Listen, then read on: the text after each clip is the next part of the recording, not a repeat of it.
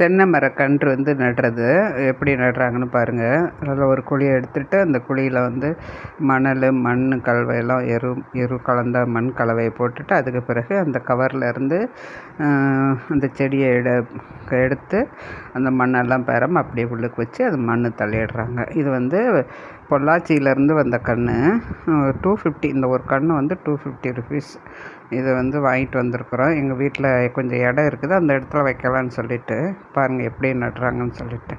Thank you.